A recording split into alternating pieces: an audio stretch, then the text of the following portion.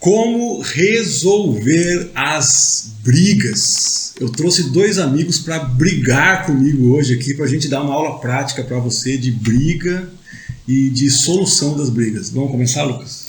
Quando você quiser, né? Na parte física não dá para aguentar, mas na parte a gente tenta. Hoje tenho o prazer de ter aqui em casa dois irmãos, o pastor Brian, o pastor Lucas.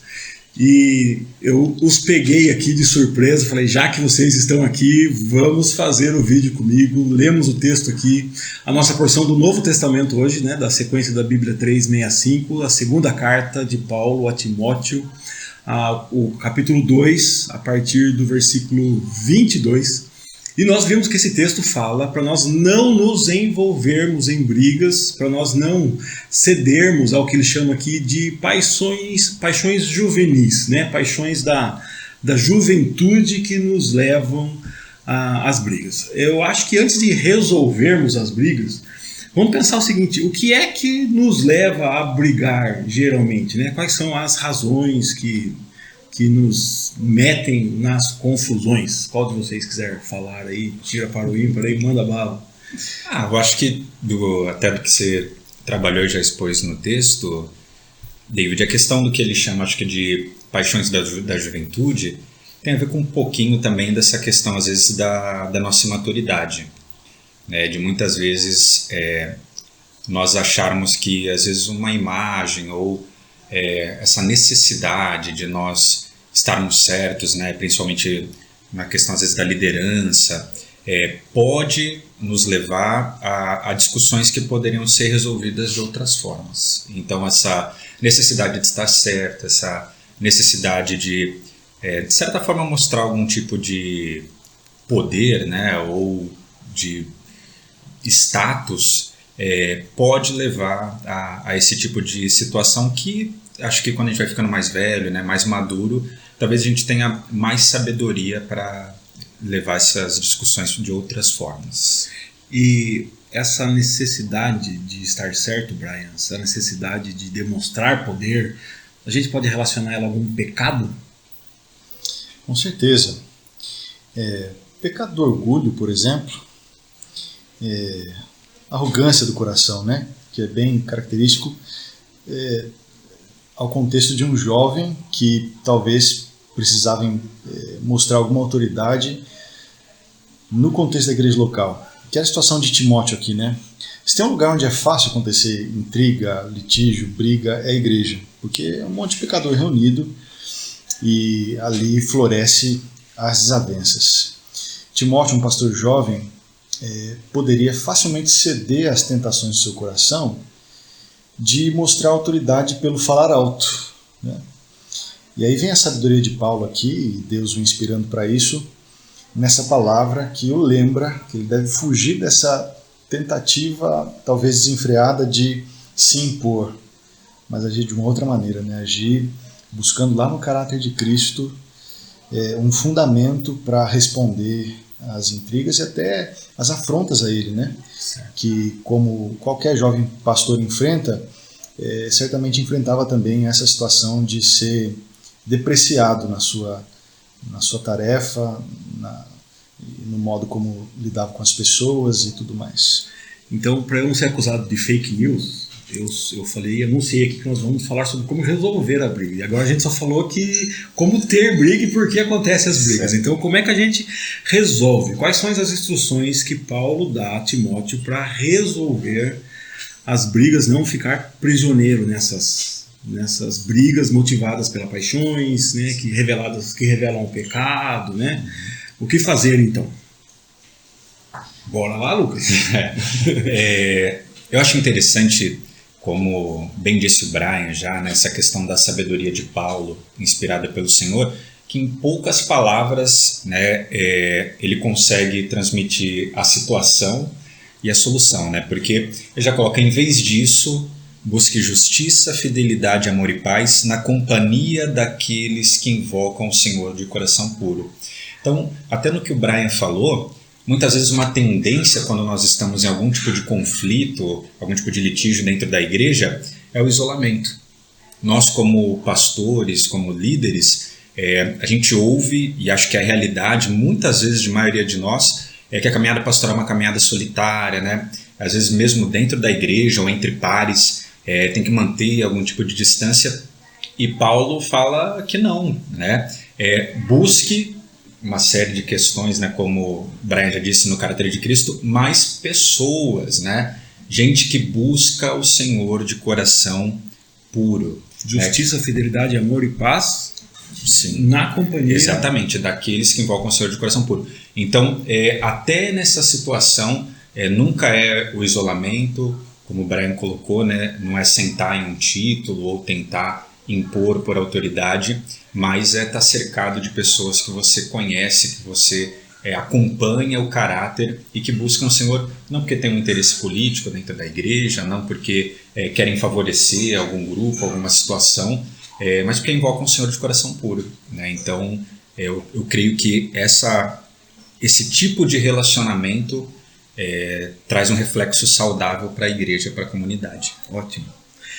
E, Brian, você se relacionando com a comunidade, buscando essa justiça e paz junto com os irmãos, vai precisar corrigir alguns irmãos. Sim. Né?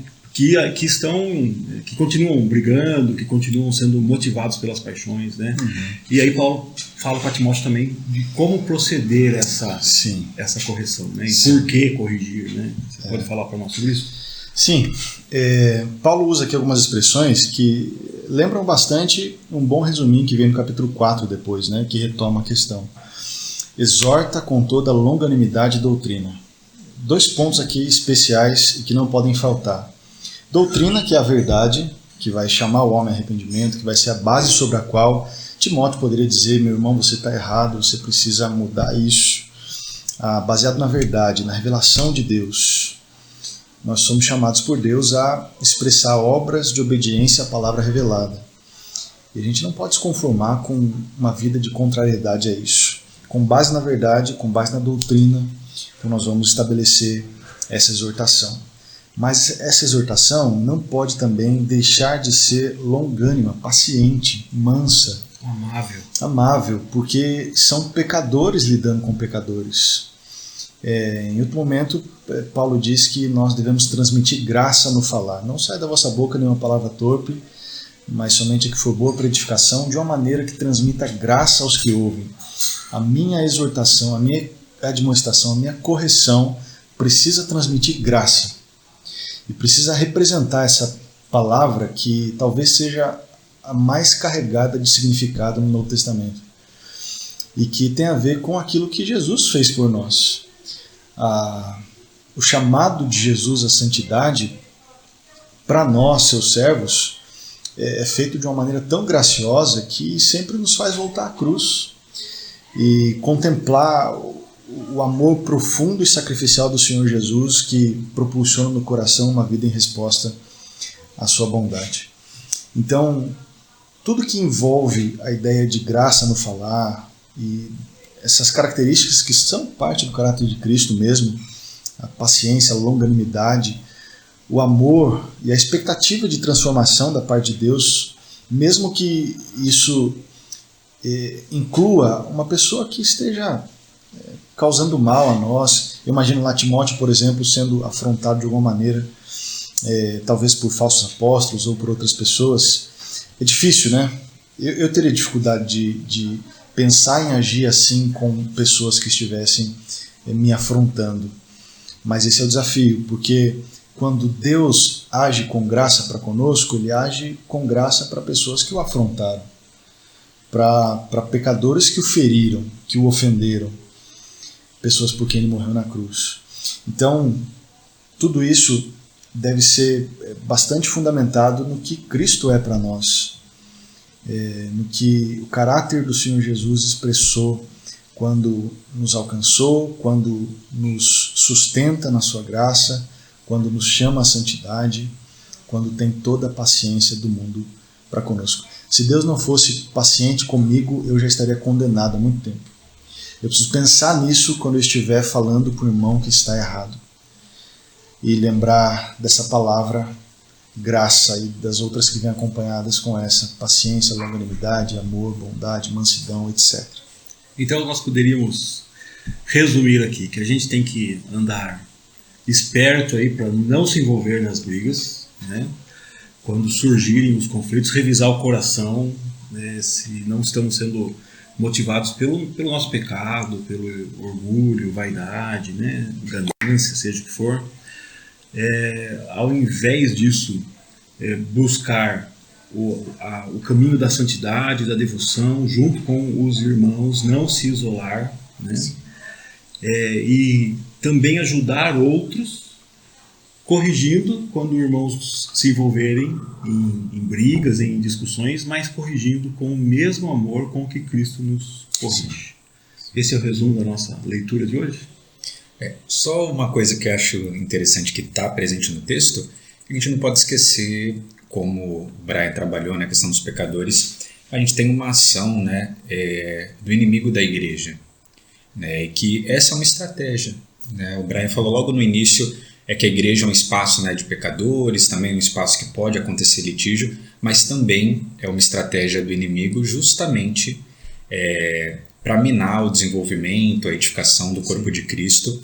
E nesse sentido, Paulo também no final do texto exorta falando que algumas pessoas podem ser usadas, né, para um plano não de edificação da igreja, mas de separação, de distensão. E ele diz que essas pessoas não estão no perfeito juízo. Exatamente. Né? Ou seja, estão influenciadas. Sim. E a ideia da correção e da exortação e amor é trazê-las de volta ao perfeito juízo, como ele diz no final do texto aí, né? Para que elas... Sensatez. Retorno à sensatez. Para que a Bíblia dele é mais antiga que a nossa Sim, é perfeito sim. juízo, né?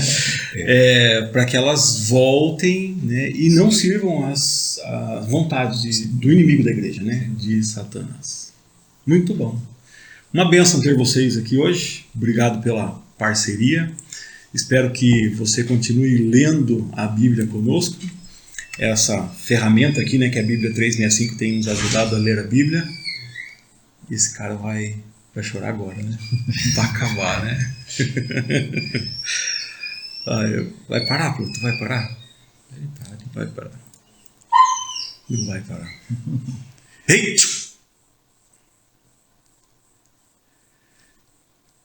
Então, muito obrigado, Brian. Muito obrigado, Lucas. Deus abençoe vocês. Amém. E eu espero encontrar você aqui na nossa próxima leitura todos os dias. Se Deus quiser, estamos aqui comentando um dos textos que lemos na Bíblia 365. Um grande abraço e Deus te guarde. Despede do povo aí.